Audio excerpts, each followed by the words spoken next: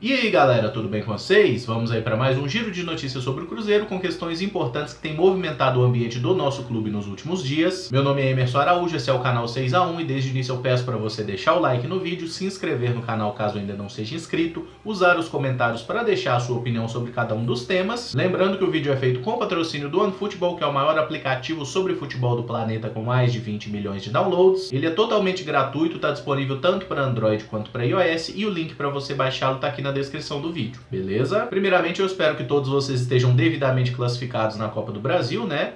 Mesmo com o juiz roubando, vocês classificaram, passaram adiante, né? E ninguém tá falando que aquele lance do Romero não foi falta. A imprensa toda falando que aquela marcação do juiz foi legal e que o gol do Cruzeiro deveria ter sido anulado. Beleza. Mas seja como for, apesar da derrota por 2x0 nessa quarta-feira, o Cruzeiro eliminou o Atlético, seguimos adiante aí na Copa do Brasil e vamos enfrentar o Internacional, que eliminou o Palmeiras nos pênaltis, né? Após a vitória no tempo normal por 1x0. Vale ressaltar que o Internacional deveria ter classificado no tempo normal, porque aquele gol do Vitor Cuesta não teve nada de irregular, mas apesar do juizão ter roubado lá também, da mesma forma que roubou no jogo do Cruzeiro, né, anulando aquele nosso gol que eu estou indignado até agora, mas ainda assim Cruzeiro e Inter se classificaram merecidamente, foram os melhores times aí nessa classificatória, e agora vamos enfrentar o Colorado então numa boa semifinal. Acredito que teremos dois jogos bem interessantes, um duelo tático legal. A ressaltar que na próxima quinta-feira tem o sorteio dos mandos de campo, para saber se a definição fica para Belo Horizonte ou para Porto Alegre, né? Mas seja como for, acho que o Cruzeiro já cumpriu a sua obrigação na Copa do Brasil, já tiramos o chorão aí da competição. Agora vamos enfrentar o Inter, um duelo que eu acho que é 50-50, o time do Inter também tem bastante qualidade. O Cruzeiro chega à sua quarta semifinal seguida de Copa do Brasil, as 4 sob o comando do Mano Menezes, e isso sim é muito relevante, mostra como esse treinador de fato tem um DNA específico para esse tipo de torneio, mas a gente também pode analisar isso pelo outro lado, né? O papo do copo meio cheio ou copo meio vazio. Ele tem um DNA muito bom em Copa do Brasil, mas em Campeonato Brasileiro a gente tá mal, né? Pegando aí uma questão numérica,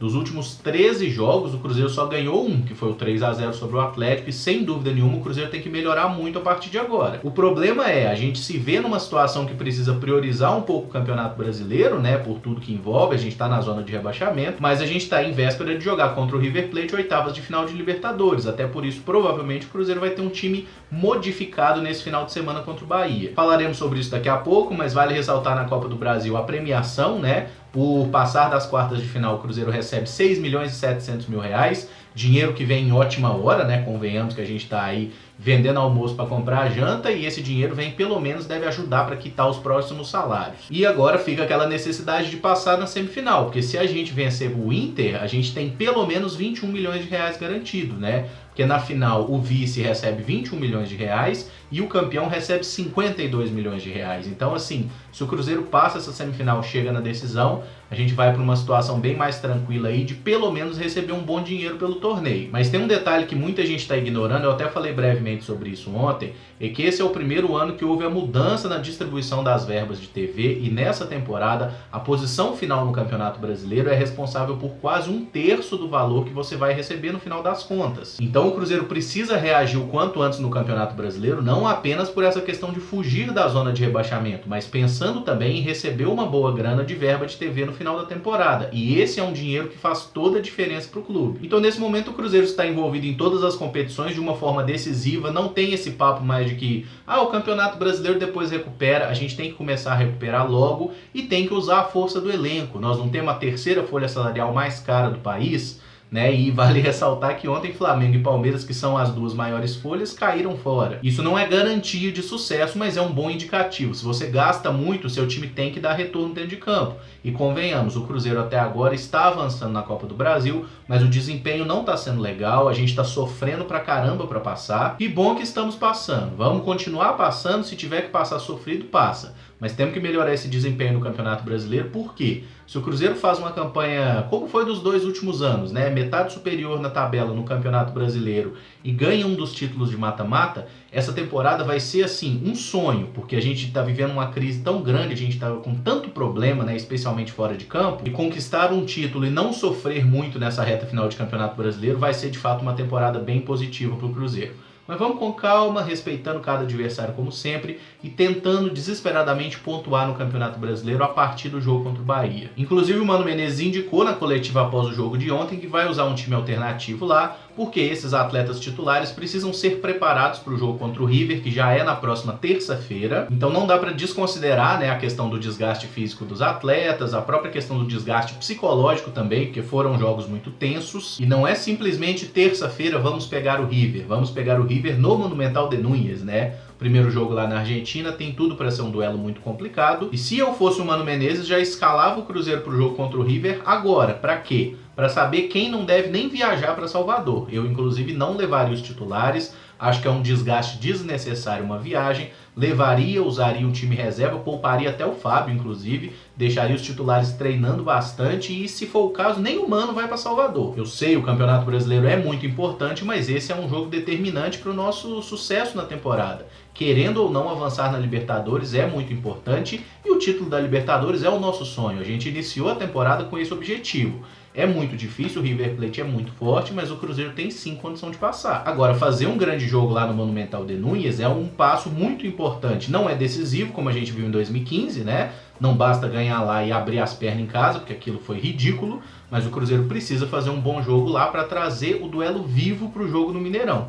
Eu acho que esse é o objetivo do Mano. E falando na escalação de fato do time, eu vou só botar esboço aqui. Em tese, eu acho que esse aqui é o time titular que o Mano Menezes pretende usar contra o River lá na Argentina. Com Fábio no gol, Orejuela e Egídio nas laterais, a zaga com Dedé e Léo, aí no meio campo Henrique e Lucas Romero, aí tem essa dúvida entre Romero e Ariel Cabral. E aí no meio campo, né, o Robinho mais pela direita, Marquinhos Gabriel na esquerda, e aí um pouco mais à frente o Thiago Neves sendo esse segundo atacante, e o Pedro Rocha também um jogador de contra-ataque. Então, considerando esse time reserva, o time que eu escalaria do Cruzeiro para enfrentar o Bahia seria esse. Com Rafael no gol, o Everton na lateral direita, Dodô na esquerda, jogaria com a zaga Fabrício, Bruno e Kaká. No meio campo, os meus volantes seriam Ederson e Jadson, aí usaria o Maurício como meia pela direita e pelo lado esquerdo eu usaria o David, apesar das muitas críticas que vem recebendo, e usaria dois atacantes. Eu tentaria fazer isso, jogar com Fred e com Sassá, ou dependendo da necessidade, tira o Fred e bota um outro jogador de meio campo, que poderia ser o Adriano. Tem também a opção do Vinícius Popó, mas acho essa um pouco mais difícil. Enfim, acredito que amanhã, sexta-feira, a gente deve ter uma ideia melhor do que o Mano pensa sobre a equipe, né, de como vai ser essa formação e de quem viaja ou não para o jogo de sábado contra o Bahia. Mas já peço que você deixe nos comentários como escalaria o Cruzeiro para esse duelo de sábado, né, e também, se já quiser deixar, como você escalaria o Cruzeiro para enfrentar o River Plate. Acho que já dá pra gente abrir essa discussão, porque o jogo tá chegando. Falei no Maurício agora, né? Ele e o volante Jadson foram convocados aí para a seleção brasileira sub-18 para uma semana de preparação, já visando o Campeonato Sul-Americano Sub-20 de 2021. E aí é importante ressaltar, não é o Jadson que joga no nosso time principal, é o Jadson de 18 anos, volante que veio do Sport, né, que atualmente joga no Sub-20. Os garotos se apresentam à seleção brasileira no dia 29 de julho e ficam por lá até 5 de agosto, né, na Granja Comari, onde farão, além dos treinamentos, 2 amistosos. A questão é, eu tentaria a desconvocação do Maurício simplesmente porque hoje ele é uma peça útil no nosso elenco. Se a gente considera friamente, hoje o Maurício é o reserva do Thiago Neves, porque o Rodriguinho está lesionado. E como ele é uma peça útil nessa rotação do nosso elenco, eu acho que o Cruzeiro não pode abrir mão dele. Eu acho, inclusive, uma grande sacanagem uma seleção brasileira sub-18 levar o jogador no meio de uma competição importante como o Campeonato Brasileiro, Libertadores e Copa do Brasil, até porque os caras estão visando o Campeonato Sul-Americano Sub-20 de 2021. Pô, pelo amor de Deus, gente. Eu sinceramente não sei se o Cruzeiro pode recusar a convocação, porque a gente teve até um problema sobre isso com a CBF, né? Por causa daquele torneio de Toulon. Alguns clubes não liberaram os atletas, foi assim com o Atlético Paranaense, no caso do Renan Lodge, o próprio Santos no caso do Rodrigo. A CBF não retirou a convocação, aí os garotos nem foram para a seleção e nem puderam jogar pelos clubes. Então eu acho que o Cruzeiro deveria procurar a CBF e falar, olha, o Jadson a gente libera, porque tá jogando só competição de base, mas o Maurício hoje ele é importante no principal, tenta liberar o garoto para jogar aqui. Até porque o Cruzeiro tem nesse período, né, que eles estarão lá fazendo os treinamentos com a seleção, o jogo contra o River Plate, partida de volta em Belo Horizonte, e um clássico contra o Atlético pelo Campeonato Brasileiro, que vai ser 3 dias antes do primeiro jogo da semifinal contra o Inter. Então convenhamos, é uma boa chance, inclusive, para o Maurício jogar e ir se firmando no time principal do Cruzeiro. Eu acho que essa convocação veio em péssima hora e o Cruzeiro deveria tentar negociar com a CBF a liberação desse jogador para ele ficar aqui. Ele vai ganhar muito mais ficando no Cruzeiro do que indo para esse período na seleção. E para fechar, vamos falar um pouco de Lucas Romero, que está sendo envolvido em especulações para saída, especialmente para o Independiente da Argentina, né, que fez aquela proposta de $2 milhões ao Cruzeiro.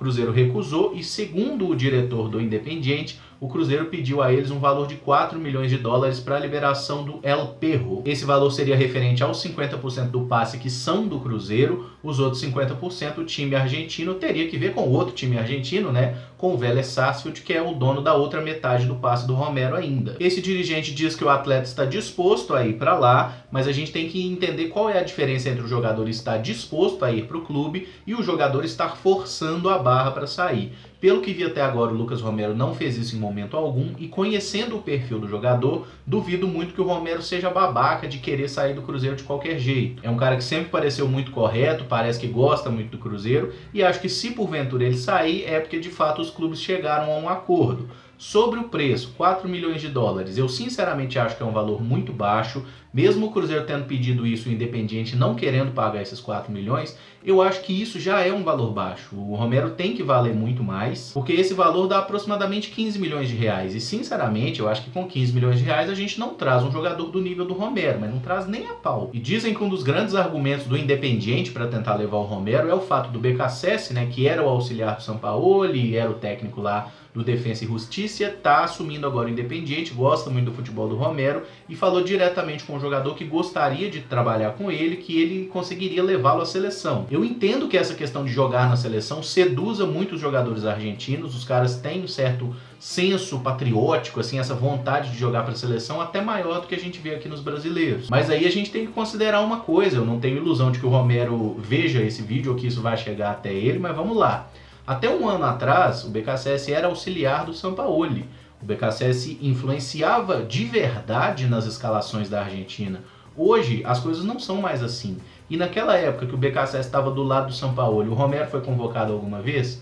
O Romero teve sequer uma oportunidade de ir para um período de treinamento, de fazer algum amistoso? Nunca. O Romero nunca teve oportunidade na seleção e nessa hora ele deveria deixar de ser inocente também e entender que se o BKSS quisesse levá-lo para a seleção, já tinha levado, né? Se não levou, é porque não confiava tanto no futebol dele assim e está usando isso como um lero-lero para tentar convencer o atleta a forçar uma saída do Cruzeiro. Torço demais para que o Romero fique aqui, acho que ele é um jogador muito importante para o Cruzeiro, ele tem de fato potencial para ser um ídolo, ele já marcou o nome na história, já tem conquistas, é um jogador importante, a torcida gosta muito dele, mas esse é um cara que tem de fato potencial para ser um daqueles maiores jogadores da história, que quando a gente fala em Cruzeiro, a gente vai associar ao nome Lucas Romero, como a gente associa, por exemplo, a Juan Pablo Sorin. E eu enxergo sim esse potencial no Romero, mas acho que sair nesse momento não seria uma boa nem para ele, nem para o clube, e convenhamos, né, jogar no Independiente, sair do Cruzeiro pro Independiente, você tá dando para trás, cara. Com todo o respeito que o Independiente merece, o Lucas Romero ele tem que olhar para o Cruzeiro como uma plataforma dele sair para jogar na Europa. Ele tem bola para jogar na Europa. Agora sair para ir no Independiente, na moral, e por 4 milhões de dólares, eu acho um absurdo se o Cruzeiro aceitar isso, e acho mais absurdo ainda se o Cruzeiro aceitar menos. Ninguém resolve crise financeira dando seus melhores jogadores de graça. Eu entendo que o Romero tem alguns aspectos a evoluir, até na questão de posicionamento à frente da área, talvez por isso ele ainda não tenha se firmado como titular no Cruzeiro, mas seja como volante, seja como lateral, ele tá sempre jogando, ele é um dos caras que mais joga no elenco, e eu não acho que o Romero esteja insatisfeito no Cruzeiro. Mas sigo torcendo para ele ficar, sigo torcendo para ele renovar o contrato, para o Cruzeiro comprar o resto do passe dele, que ele possa nos ajudar por mais alguns anos e depois sair por um dinheiro justo e de preferência para jogar num grande clube europeu, porque convenhamos, isso é um passo natural também na carreira dos grandes jogadores. Bom galera, esse vídeo fica por aqui, se gostou deixa o like, se inscreve no canal caso ainda não seja inscrito e usa os comentários para deixar a sua opinião sobre cada um dos temas. E eu gostaria de encerrar apenas com uma frase de um camarada que apesar de atleticano, é um cara muito gente boa, eu acho ele muito engraçado, que é Dadá Maravilha. Na verdade não é uma frase dele, é uma adaptação. Não existe cabelo ruim, ruim é não ter cabelo, ok? Entendidos? Todos devidamente classificados? Então ficamos por aqui, muito obrigado por acompanhar, um abraço e até o próximo vídeo. Valeu!